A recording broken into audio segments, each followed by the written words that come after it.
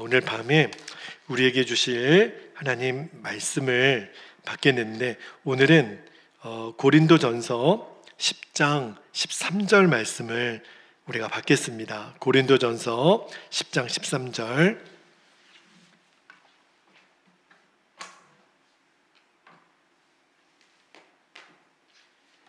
자, 오늘 주시는 약속의 말씀인데요. 여러분이 이 말씀도 꼭 암송할 수 있기를 바랍니다. 자, 같이 한번 읽겠습니다. 시작. 사람이 감당할 시험 밖에는 너희가 당한 것이 없나니 오직 하나님은 미쁘사 너희가 감당하지 못할 시험 당함을 허락하지 아니하시고 시험 당할 즈음에 또한 피할 길을 내사 너희로 능히 감당하게 하시느니라. 아멘. 하나님의 약속의 말씀입니다. 오늘 고린도전서 10장 13절 뒤 중간에 보면 너희가 감당하지 못할 시험 당함을 허락하지 아니하시고, 오늘 설교 제목이 되겠습니다. 하나님의 약속에 아멘으로 아멘하라 주제를 가지고 전체적으로는 네 번째 말씀이고 약속의 말씀으로는 이제 세 번째 말씀을 나누겠는데, 여러분께 말씀을 나누기 전에 꼭 부탁드리고 싶은 것은 성경에 수많은 하나님의 약속의 말씀이 있어요. 그리고 그 약속의 말씀은 반드시 이루어집니다. 그러나 문제는 아무에게나 그 약속이 이루어지는 것은 아니에요. 그 말씀을 귀로만 듣지 않고 내가 믿음으로 붙드는 겁니다. 내가 믿음으로 취하는 거예요. 그래서 많은 사람들이 말씀을 읽으면서도 이런 말씀은 도무지 안 믿어져. 여러분, 하나님의 하신 한 입에서 나오신 말씀 중에 믿어지는 말씀이 따로 있고 안 믿어지는 말씀이 따로 있을 수가 없는 거죠. 하나님이 말씀하셨다면 모든 말씀은 약속대로 이루어집니다. 때로는 이해가 안 되고 내 상황에는 도무지 해석이 안 된다 하더라도 그 말씀을 누가 하셨어요? 하나님이 하셨기 때문에 이 약속은 반드시 이루어진다. 그 말씀을 내가 붙드는 순간에 그 약속의 말씀이 내게 실제가 되는 거예요. 기적이 일어나고 역사가 일어납니다. 그러니까 붙드는 거예요. 오늘 여러분 약속의 말씀을 꼭 붙드십시오. 수많은 약속의 말씀 중에 오늘 하나님이 또 하나 정말 꿈과 같은 약속의 말씀을 주시는데 제가 오늘 말씀을 다시 한번 읽어드릴게요. 고린도전서 10장 13절. 사람이 감당할 시험 밖에는 너희가 당한 것이 없나니 오직 하나님은 미쁘사 너희가 감당하지 못할 시험 당함을 허락하지 아니하시고 시험 당할 즈음에 또한 피할 길을 내사 너희로 능히 감당하게 하시느니라. 여러분, 이 고린도전서 10장 13절 말씀을 한마디로 말하면 어떻게 요약할 수 있을까요? 우리가 이기지 못할 시험은 없다는 거예요. 모든 시험은 이길 수 있다는 거예요. 여러분, 보통 사람들이 왜 자꾸 절망하고 좌절하는 줄 아십니까? 지금 내가 당하고 있는 이 어려움을 나만 겪고 있다라고 생각을 하는 거예요. 우리 복음성가 중에 주님 손잡고 일어나세요 찬양에 보면 왜 나만 겪는 고난이냐고, 불평하지 말고 원망하지 마세요, 그런 가사가 있죠. 근데 우리의 연약함은 뭐냐면 지금 내가 당하고 있는 고난을 나만 겪고 있는 것 같아요. 나만 힘든 것 같아요. 이게 우리들의 연약함인데 여러분, 성경은 절대 그렇지 않다는 거예요. 유대인들에게 내려오는 전승 중에 이런 이야기가 있더라고요. 사람이 죽으면 이제 천국에 가잖아요. 근데 이제 천국에 가면 천사가 나와서 이렇게 안내를 하는데 어디로 안내를 하냐면 천국하고 어울리지 않는 슬픔의 나무가 있다는 거예요.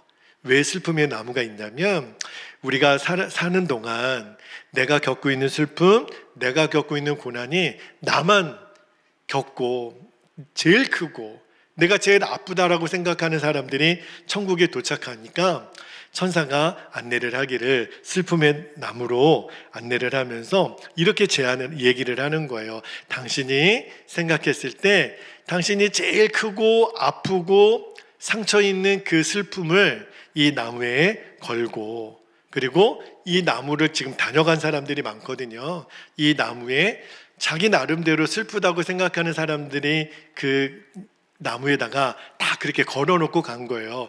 당신이 생각했을 때 제일 슬프다고 생각하는 거에 걸어놓고 다른 거 하나를 가져가는 게 이 슬픔의 나무의 룰이라는 거예요. 그래가지고 이제 이 사람이 자기 생각에는 내가 당한 슬픔이 제일 크니까 이거 걸어놓고 그 나무에 걸려있는 수많은 사람들의 슬픔의 내용을 하나하나 보기 시작했어요. 그랬더니 와, 정말 사연 하나하나를 정말 나는 내가 겪은 슬픔이 제일 크다고 생각했는데 이미 걸어놓은 사람들 그 이야기들을 하나하나 다 이렇게 읽어보니까 와, 내 슬픔은 아무것도 아니라는 거예요. 그래서 결국은 다 자기 거, 자기가 걸어놓은 거 그대로 가져간대요. 여러분, 저는 이게 우아하지만 저는 이게 굉장히 강한 메시지가 있다고 생각이 들어요. 여러분, 사람들이 왜 무너지죠? 나만 힘들다고, 나만 어렵다고. 아니에요. 오늘 주시는 고린도전서 10장 13절 말씀이 정말 하나님의 약속의 말씀이잖아요.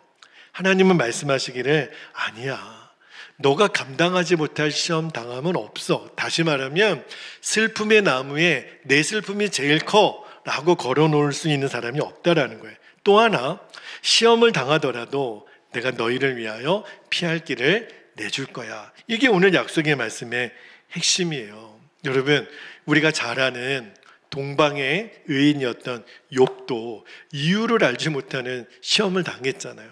하루아침에 모든 재산 다 잃어버리고 모든 자녀들이 다 죽고 몸에는 악창이 나고 너무너무 괴로워하니까 그거를 옆에서 보다 못한 아내가 아유 꼴 좋다고, 하나님 잘 믿는다고 하던 양반이 이게 도대체 뭐냐고 막 저주를 하는데, 뭐라고 저주를 하냐면, 자, 욥기 2장 9절에 보면 욥의 아내가 이렇게 말해요. 그의 아내가 그에게 이르되 당신이 그래도 자기의 온전함을 굳게 지키느냐? 하나님을 욕하고 차라리 죽으라. 참, 그 욥의 아내도 어떤 사람인지 모르겠지만 참 악담도 이런 악담이 어디 있어요. 근데 사실 욥이 지금 딱 그럴 이야기를 들을 만한 처지에 있는 거예요. 그런데 여러분, 놀라운 거는 욥이 모든 재산, 모든 자녀, 자기 몸에 악창이 나 있고 아내는 저주하고 욕하고 죽으라고 하는 이 마당에 욥이 그 아내에게 뭐라고 말하는지 한번 볼까요? 욥기 2장 10절을 볼게요. 욥기 2장 10절에 보면 그가 이르되, 욥이 이르되 아내에게 말합니다. 그대의 말이 한 어리석은 여자의 말 같도다. 우리가 하나님께 복을 받았은즉 화도 받지 아니하겠느냐 하고 이 모든 일에 욥이 입술로 범죄하지 아니하니라. 이렇게 말하는 거예요. 여러분, 욥에게는요 더 이상 시험이라는 단어가 욥의 인생에 끼어들 틈이 없어요. 아니, 주신 분도 하나님이시고 가져가시는 분도 하나님이시면, 하나님은 복도 주시고 화도 주시는 하나님을 내가 믿는다면, 아니 세상의 그 어떤 것이 욥을 흔들겠어요. 여러분, 하나님이 내가 원하는 것 주시고 내 마음에 들면 하나님이시고, 내가 원하는 것 주지 않으시면 내가 저주하고 내가 떠나보낼 그런 존재라면 그 사람에게 애초에 하나님은 하나님이 아니시죠. 하나님은 나에게 있어서 절대 권력을 갖고 있는, 그죠? 나를 살리실 수도 있고 죽이실 수도 있는 권한을 가지신 분이 하나님이시잖아요.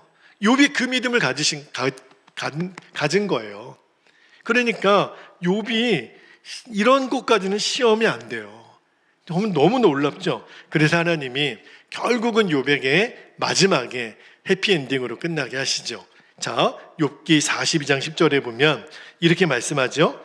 욥이 그의 친구들을 위하여 기도할 때 여호와께서 욥의 곤경을 돌이키시고 여호와께서 욥에게 이전 모든 소유보다 갑절이나 주신지라. 재산도 갑절로 주시고 자녀들도 갑절로 주시고 아내를 갑절로 주셨다는 표현은 없어요.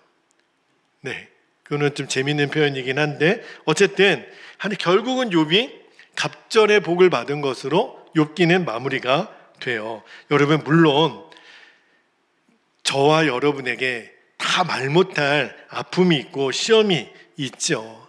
있을 거예요. 지금도 있으실 거라고 생각이 돼요. 제가 여러분들이 받은 시험을 가볍게 여긴다는 뜻은 아니에요. 그러나 여러분, 한 가지만 한번 생각해 볼게요. 여러분이 지금 아무리 어려운데 만약에 지금 내 처지하고 북한에 있는 지하교회 성도들과 바꿀 수 있다면 여러분 바꾸겠습니까? 여러분 지금 너무 힘들어서 하나님, 나 정말 너무 힘들어요. 그래, 그러면 저 북한의 지하교회 성도하고 너하고 그 삶의 자리를 바꿔줄까? 그러면 여러분 금방 아멘이 나오겠습니까? 제가 왜 이 말씀을 드리냐면, 힘들어도 정말 죽을 것 같아도 지금 목숨 내걸고 예수 믿는 북한에 있는 지하교회 성도들 앞에서 내가 시험 들었다, 내가 지금 힘들다, 그렇게 말할 수는 없을 것 같아요. 지금도 이 지구상에 목숨 내걸고 예수 믿는 우리 선교사님들, 또 믿음의 백성들을 보면 그분들 앞에서 내가 시험 들었다라고 말하는 거는 정말 사치스러운 고백이 아닌가 싶어요. 여러분, 제가 왜 이 말씀을 드리냐면, 시험은 절대로 객관적이지가 않아요. 이게 무슨 말이냐면, 내가 시험 당할 만하니까 시험 당했다, 이렇게 말할 수가 없다는 거예요. 여러분, 오늘 하나님이 저와 여러분이 이제 앞으로 인생길을 가는데 어떠한 문제도 우리를 넘어뜨릴 수 없는 정말 꿈과 같은 약속을 주신 거예요. 이 약속의 내용이 뭐예요? 감당하지 못할 시험 당함을 너에게 주지 않아. 다시 말하면 이기지 못할 시험은 없어. 시험 당할 때 내가 너희를 위하여 피할 길을 낼 거야. 그러면 여러분, 우리가 시험 될 게 없는 거잖아요. 아니, 내가 이길 수 있다는데, 피할 길도 다 주시겠다는데, 문제는 그 약속을 붙잡느냐 안 붙잡느냐 차이예요. 붙잡으면 유혹 앞에서, 환난 앞에서, 고난 앞에서 이기는 거고, 붙잡지 않으면 조금만 유혹해도 넘어지고, 조금만 시험이 오고, 조금만 아픔이 오면 나 죽겠다고 흔들리고, 이렇게 되는 거예요. 결론은 뭐죠? 그러니까 하나님 말씀대로 못 사는 거죠. 여러분, 우리가 시험 당했다, 이 말의 본래 뜻이 뭐예요? 그래서 하나님 말씀대로 못 살았다. 어떤 일 때문에 유혹이 오고 핍박이 오고 고난이 오고 무서워서 내가 하나님 말씀대로 못 살았다. 그러나 오늘 하나님 말씀하시기를 그런 일은 없다는 거예요. 하나님이 절대로 우리에게 말씀대로 살지 못하는 일을 주신 적이 없다는 거예요. 할렐루야.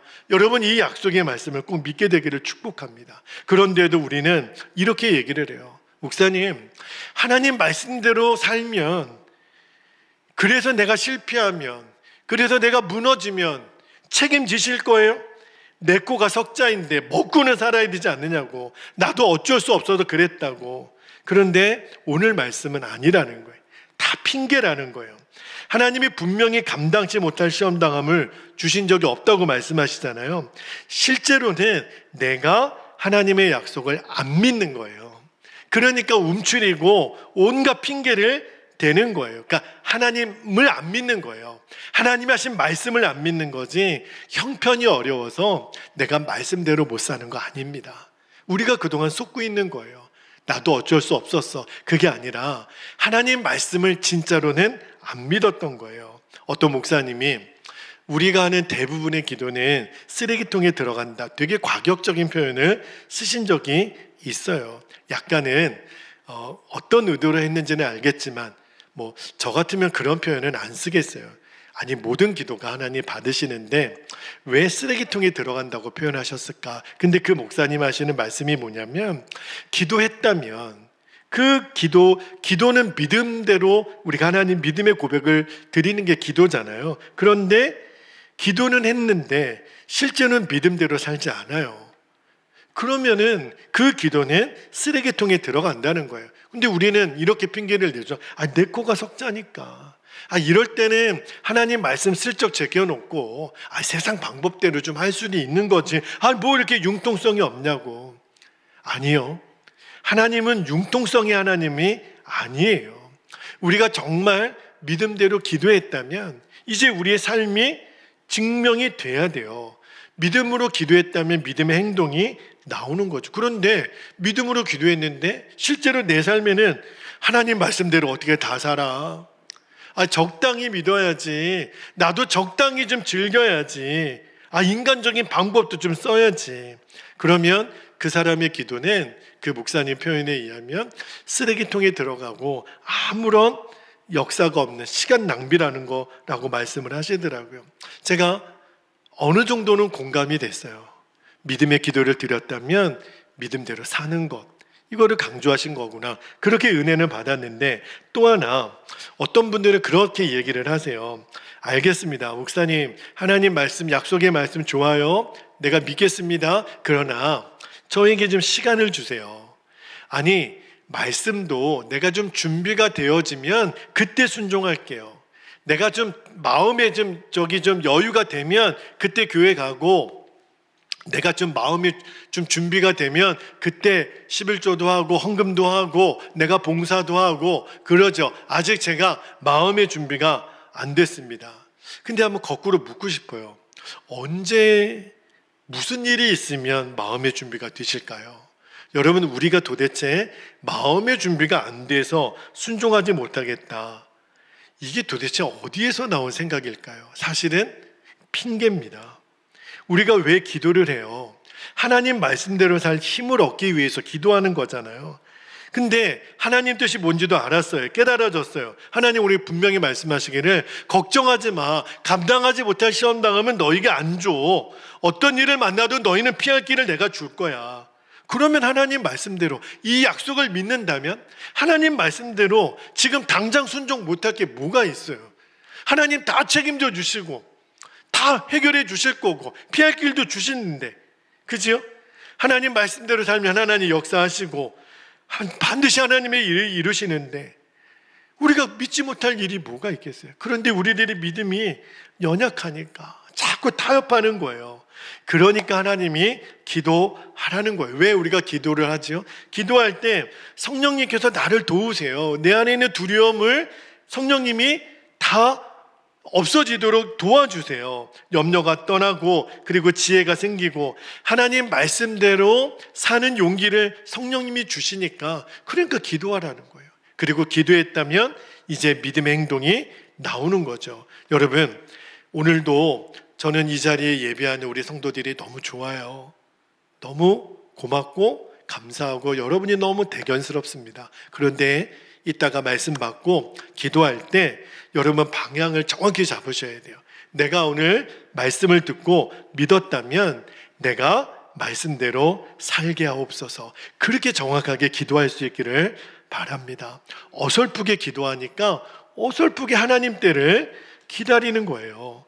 여러분, 하나님이 오늘 우리의 기도가 정확하게 드려지면 반드시 우리를 하나님이 용사로 세우세요. 다시 말하면 말씀대로 살 수 있는 힘을 주신다고요. 할렐루야. 여러분, 또 이렇게 걱정하는 분 있죠. 목사님, 내가 하나님 말씀대로 살다가 직장에서 쫓겨나고 시집도 못 가고 장가도 못 가고 돈도 못 벌고 사람들에게 조롱당하면 목사님 책임지실 거예요. 제가 책임질 수 있는 영역은 아니겠죠. 그렇게 걱정이 되십니까? 말씀대로 살다가 내가 내 뜻대로 안 되는 것이 그렇게 우리에게 두려움일까요? 여러분, 성경을 펼쳐서 읽어보면 성경에 등장하는 어떤 사람치고 내게 그 처해져 있는 상황이 할만하니까 그 믿음의 길을 걸어갔던 사람이 도대체 누가 있나요? 여러분, 다니엘이 그 바벨론이라고 하는 엄청난 제국에 포로로 끌려가서 그가 상황이 우리보다 편했을까요?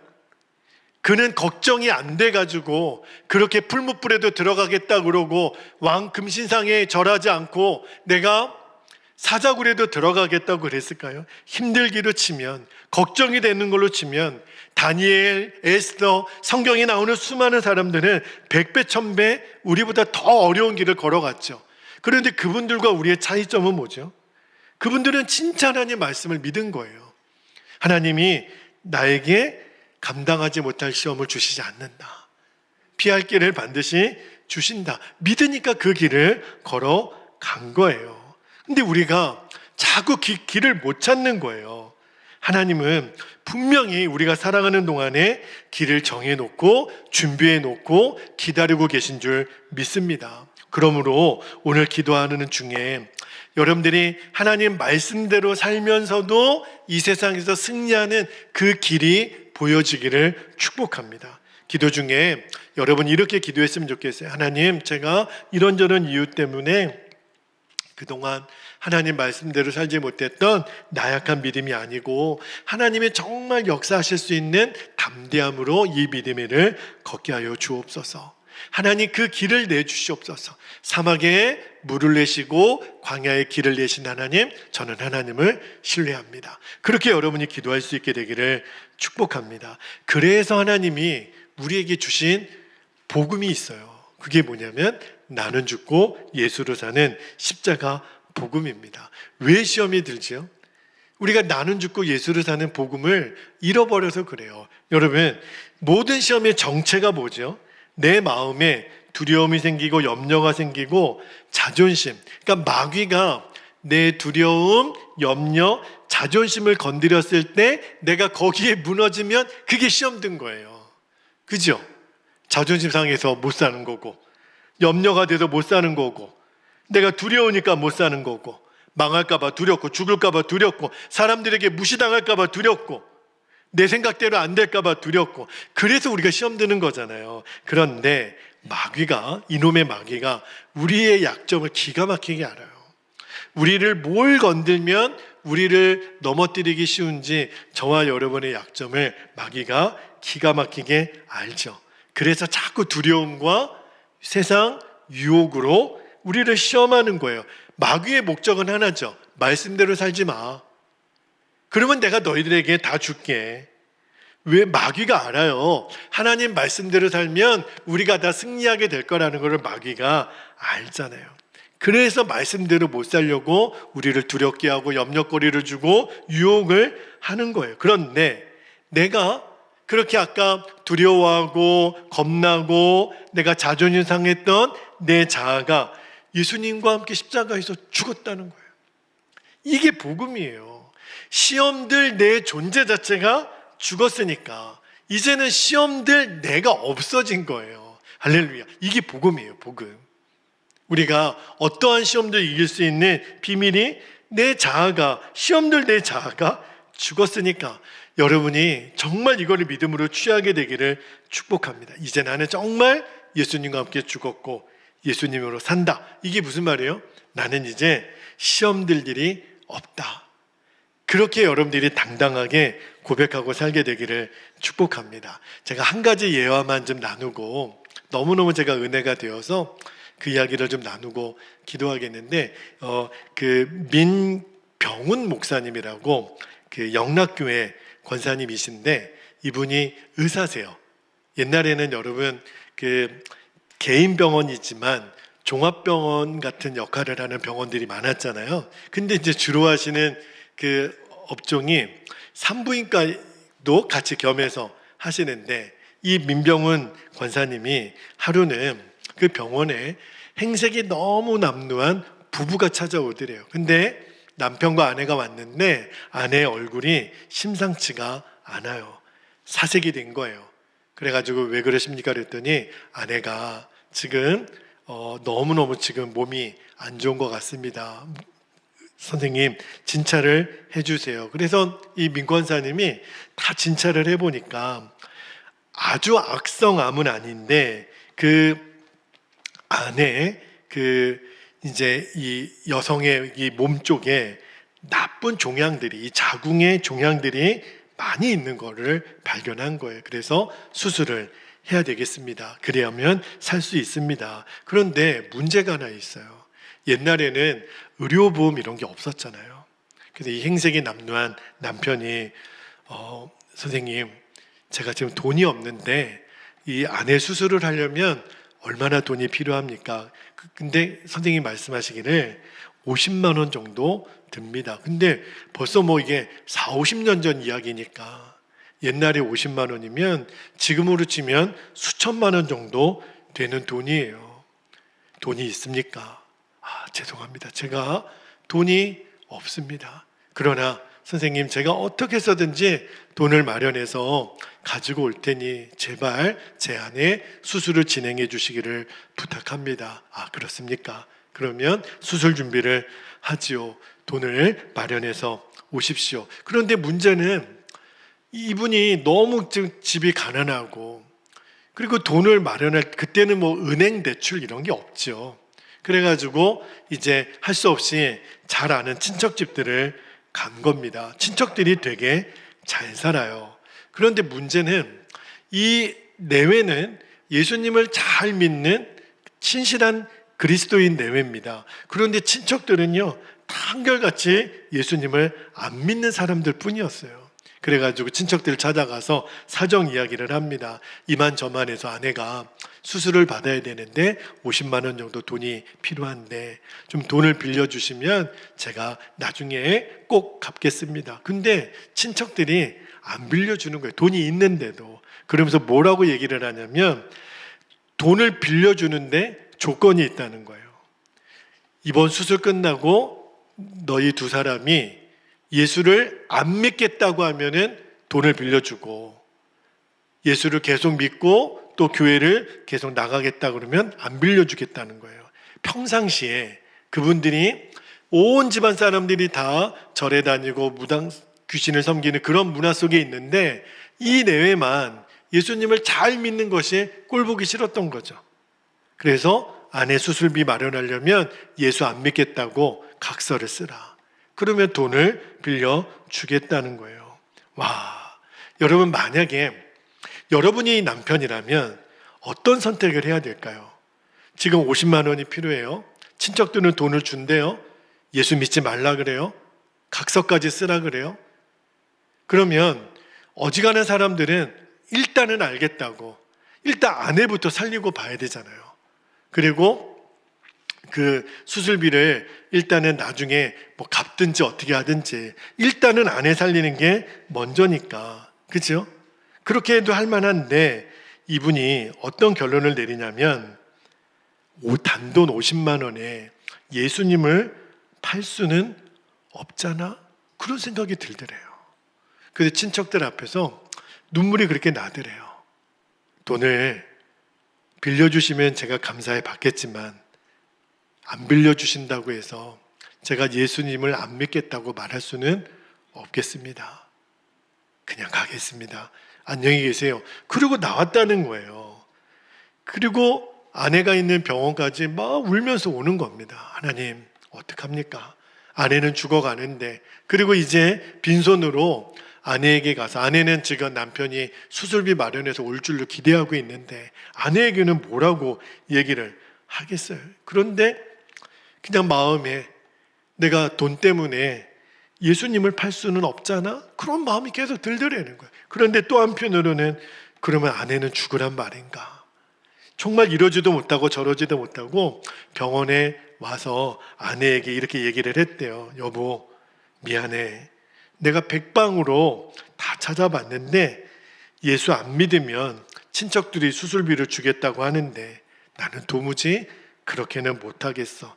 이제 당신이 죽는 수밖에 없어. 이렇게 얘기를 한 거예요. 여러분이 그 얘기를 듣는 아내라 그러면 어떤 마음이 들겠어요?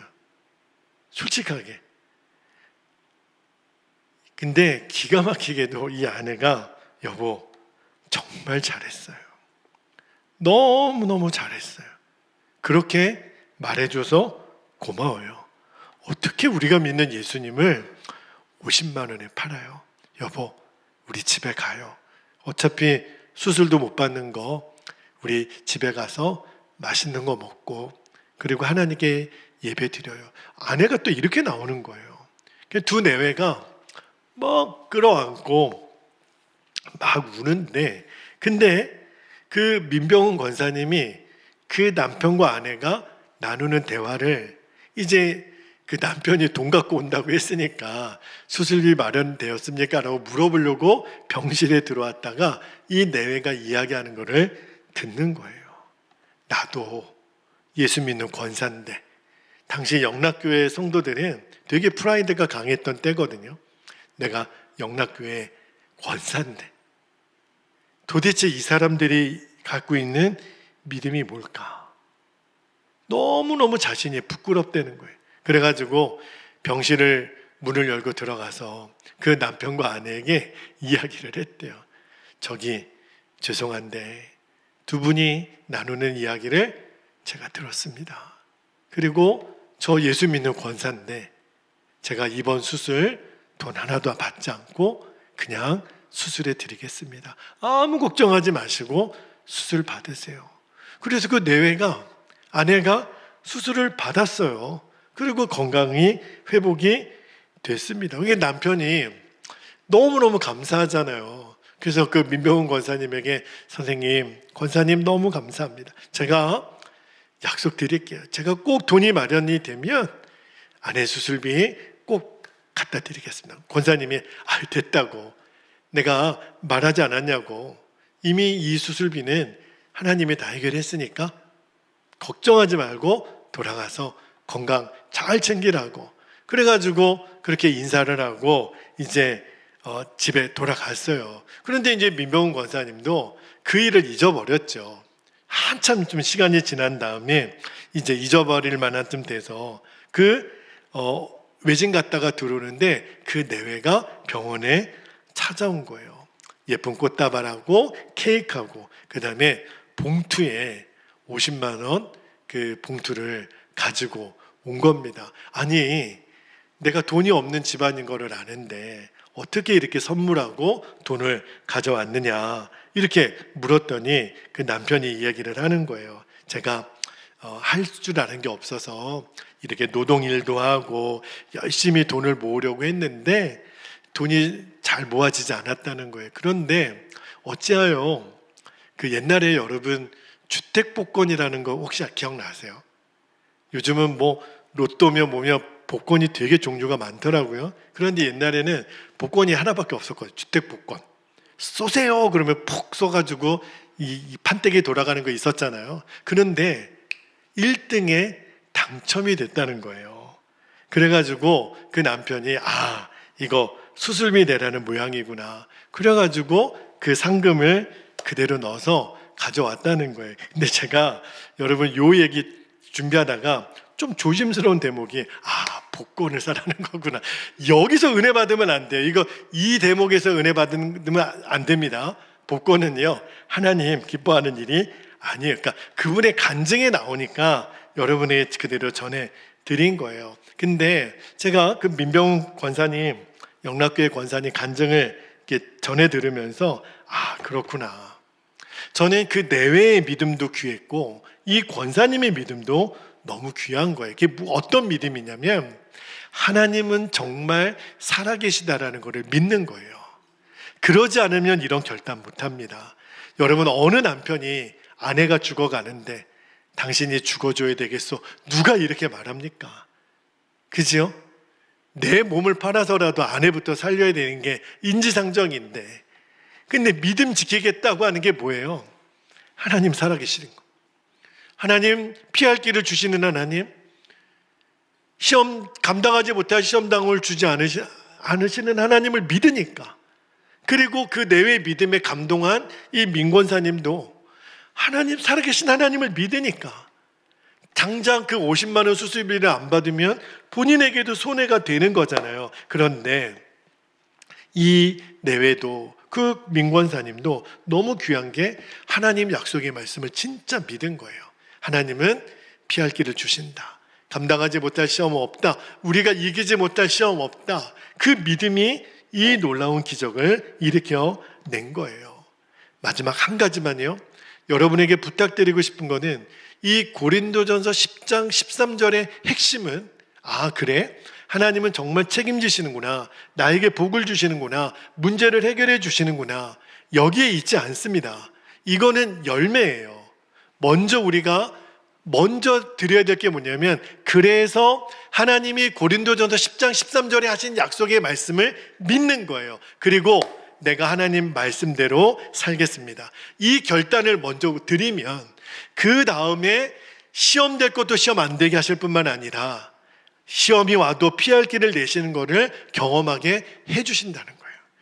관건은 내가 하나님 말씀대로 살겠습니다. 오늘 하나님 앞에 분명히 선언하고 결단하고 기도하는 겁니다. 그 믿음이 일어나게 되기를 축복합니다. 저는 이 고린도전서 10장 13절 말씀이 너무 능력이 되고 위로가 돼요. 모든 것이 합력하여 선을 이루리라. 첫 번째 말씀, 두 번째, 우리의 모든 죄를 씻기시고 우리를 용서하시는, 어떠한 죄악도 우리를 가둘 수 없는, 그리고 오늘 세 번째 약속의 말씀, 시험 당할 일이 없어지는 거예요. 너무너무 황홀한 말씀이잖아요. 그죠? 저는 이 약속을 여러분들이 분명히 믿고 이 약속의 증인으로, 아까 우리가 민병훈 권사님 간증도 들었지만, 여러분이 정말 하나님 말씀대로 살았더니 하나님이 내게 역사하신 그 간증의 주인공들이, 그 간증들을 많이 여러분들이 들려주실 수 있기를 주님의 이름으로 축복합니다. 이제 우리 함께 기도하겠습니다. 두 가지 기도 제목을 나누고 기도할게요. 첫 번째는 하나님 말씀대로 사는 이 믿음이 모든 시험을 이기는 힘이에요. 시험을 이기고 나서 믿음이 생기는 게 아니라 하나님 말씀대로 사는 믿음이 시험을 이기는 힘인, 이것을 꼭 잊지 않게 하옵소서. 두 번째는 나는 죽고 예수를 사는 십자가 복음의 진리로 어떤 시험도 넉넉히 이기는, 겨우가 아니에요. 겨우 이기는 게 아니라 넉넉히 이기는 간증이 내 삶에 일어나게 하옵소서. 여러분이 그 간증의 주인공들이 되실 겁니다. 개봉박두 기대가 돼요. 저에게도 여러분에게도 이 간증의 주인공이 되는 역사를 하나님이 풍성해 주시기를 축복합니다. 우리 주신 말씀 기도 제목 붙잡고 이 시간 주님의 이름을 간절히 부르고 통성으로 기도하겠습니다. 주여